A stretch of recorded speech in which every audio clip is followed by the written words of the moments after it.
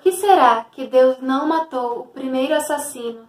E por que as pessoas tinham de matar ovelhas quando pecavam? Bom, eu vou te contar, mas antes já se inscreve no canal.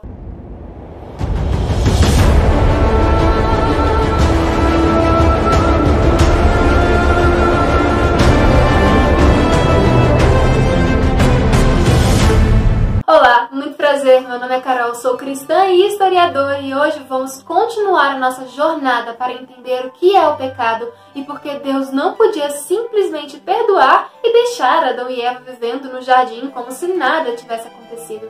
Agora, no capítulo 4 de Gênesis. Esse capítulo começa com Adão e Eva tendo seu primeiro filho, já fora do Éden. E como, após o pecado, a natureza perfeita deles e o caráter imaculado havia se transformado em uma natureza caída e num caráter pecaminoso com tendências pecaminosas, o que restou da herança genética em relação ao caráter de seus filhos foi sim uma natureza caída, propensa e inclinada a pecar, coisa que até então não existia. Sendo assim, era muito mais fácil para os filhos de Adão e Eva pecarem do que eles próprios, mesmo que os pais explicassem para eles desde pequenos o que o pecado traz consequências terríveis, e mesmo que eles nunca mais pecassem pelo trauma e pelo aprendizado que tiveram após receberem as consequências dos seus pecados, seus filhos nunca teriam a natureza reta que um dia eles tiveram. Seria mais difícil lutar contra as tentações. Difícil, porém não impossível. E assim foi. Caim nasceu e se tornou um cultivador. E um tempo depois nasceu Abel, seu irmão mais novo, que se tornou um pastor de ovelhas. E estava tudo bem, até que chegou um momento em que os rapazes iam ter de levar uma oferta ao Senhor.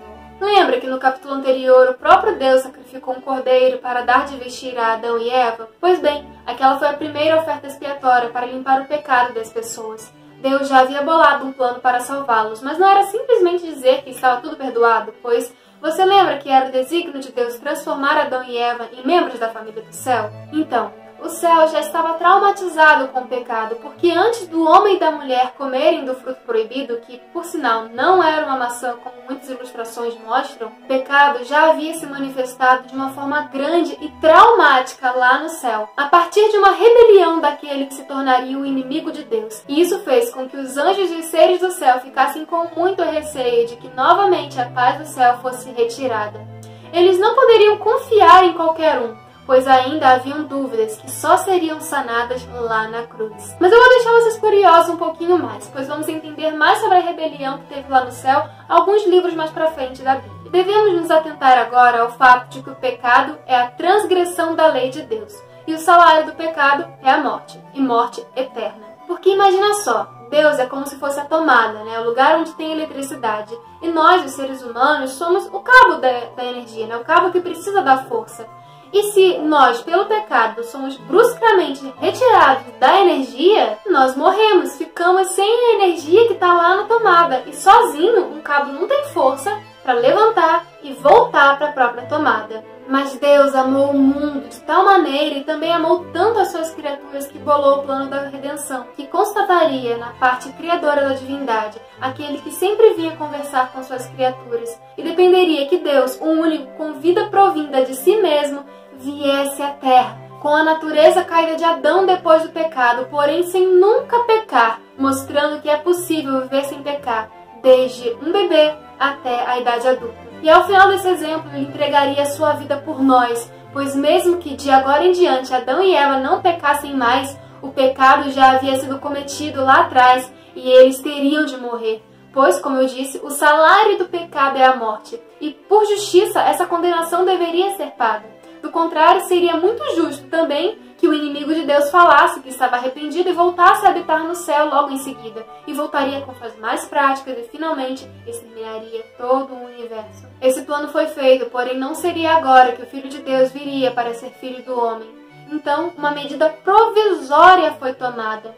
A ovelha é um ser que vai calado para o matadouro, que chora, mas que não emite som, que se entrega na mão do seu abatedor sem reclamar. Então, desde o primeiro sacrifício no Éden, Um cordeiro novo era sacrificado no lugar do homem, passando simbolicamente seu pecado cada vez que cometido para um animal inocente e puro, para que de forma literal fosse entendido pelos homens que o pecado traz consequências reais, a morte de um ser inocente que logo mais seria o próprio Filho de Deus. Aquilo deveria causar profundo remorso no ser que pecou, mas também uma profunda gratidão por sua vida ter sido poupada, e com isso deveria ter forças para evitar o pecado de todas as maneiras. Então agora foi explicado o significado e objetivo dessa oferta com sangue. E os dois irmãos foram ofertar ao Senhor. Abel, o filho mais novo, levou um cordeirinho, aquele mais bonitinho, o que daria vontade de dormir abraçado com ele a noite toda, e ofereceu em sacrifício a Deus. Pois Jesus, ao morrer na cruz, se tornaria o nosso intercessor no céu. E enquanto ele não via, ele tipificava essa reconexão com Deus através do cordeirinho. Porém, Caim, o filho mais velho, se sentiu superior ao irmão e não quis seguir o exemplo e as advertências dele, e levou frutas, talvez até mesmo as melhores frutas que ele havia cultivado, e ofereceu a Deus, e o sacrifício foi negado. Ele não se reconectou com Deus, mesmo tendo dado o melhor que ele podia dar, pois muitas vezes falamos isso, queremos dar a Deus aquilo que achamos ser o melhor, e ignoramos, e damos desculpas para não fazer exatamente aquilo que ele pediu que fizéssemos. Uma fruta, ou qualquer outra erva do campo, não poderia derramar sangue, e sem o sangue não há remissão de pecado, porque acho que você já entendeu. O salário do pecado é a morte, e para que o ser humano se livrasse da morte eterna, o sangue deveria de ser derramado para que a lei fosse cumprida. Caim ficou irado, mesmo com Deus explicando quase que face a face a ele, que se Caim tivesse levado aquilo que ele havia pedido, ele iria aceitar.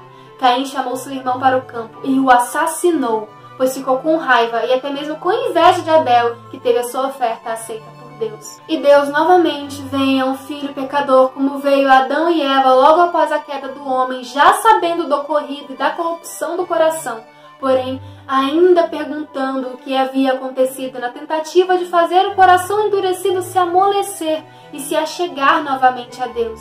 E perguntou a Caim onde estava o irmão dele. E tentando esconder de Deus o que ele havia praticado, ele diz que não tem como saber do irmão porque ele não é guardador dele. Numa linguagem de hoje seria como se Caim tivesse dito: "E eu lá sou babá do meu irmão?" E em resposta a essa malcriação, Deus declara que ele já sabia o que havia acontecido, dizendo que o sangue de Abel estava clamando a Deus sobre a terra. Obviamente isso foi uma metáfora, pois o sangue não tem boca para falar, mas significava que estava exposto àquilo que ele havia cometido. E novamente Deus apenas declarou que consequência Caim havia tomado para si, pois cada ação tem uma reação. E por conta disso, o cultivo da terra seria mais complicado ainda para ele, e ele se tornaria fugitivo entre as nações da terra, que no momento eram descendentes diretos de Adão e Eva. E sim, irmãos se casavam com irmãos naquela época, mas isso só era possível porque o DNA deles ainda estava próximo da perfeição e força que eles tinham do Éden. Sendo assim, as doenças congênitas que por muito tempo assolaram os reinos que faziam casamento entre parentes de sangue, e que ainda há hoje, em lugares que são permitidos casamento entre irmãos e parentes de sangue, não atacavam esses irmãos. Agora vemos a hipocrisia do homem surgindo. Caim não teve dó em matar o seu irmão, e nem mostrou arrependimento por isso, mas ao mesmo tempo clamou por misericórdia a Deus, pois teve medo de que quem o encontrasse o mataria como vingança. Ele teve medo do seu próprio pecado, e Deus teve misericórdia de Caim. Ele deu uma marca que dizia que qualquer um que matasse Caim seria vingado 7 vezes mais.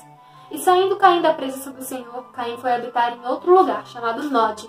Poupando a vida do primeiro homicida, Deus apresentou diante de todo o universo uma lição que dizia respeito ao grande conflito do universo. A tenebrosa história de Caim e de seus descendentes foi uma ilustração do que teria sido o resultado de permitir ao pecador viver para sempre, para prosseguir com sua rebelião contra Deus. A paciência de Deus apenas o tornou mais ousado e desafiador em sua iniquidade. 15 séculos depois da pronúncia da sentença sobre Caim, o universo testemunhou os frutos da sua influência e exemplo, no crime e corrupção que inundaram a terra. Tornou-se manifesto que a sentença da morte pronunciada contra a raça decaída pela transgressão da lei de Deus era não somente justa, mas misericordiosa.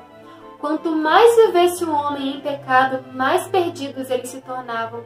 A sentença divina, abreviando a carreira da desenfreada iniquidade e livrando o mundo das influências dos que se tornaram endurecidos na rebelião, era uma bênção e não uma maldição. E lá nesse novo lugar ele conheceu uma mulher que teve um filho, chamou de Enoque. E por favor, não confunda com o outro Enoque que estudaremos mais pra frente, pois eles são completamente opostos um do outro. E lá ele edificou o primeiro centro urbano da Terra, a primeira cidade, ou seja, as cidades já foram criadas por criminosos e seus descendentes também foram criminosos ousados. E é por isso que nas cidades há tantas confusões.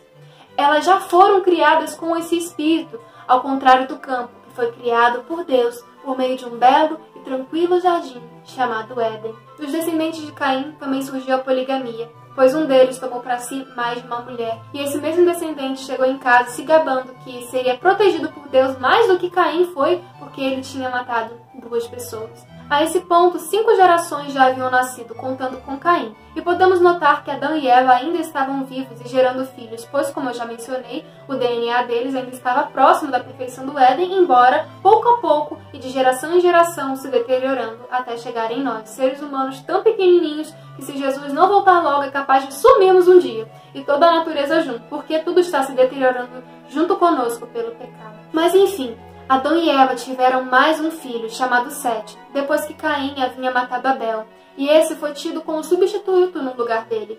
Não porque esqueceram do filho, mas porque o caráter de Sete foi puro e reto.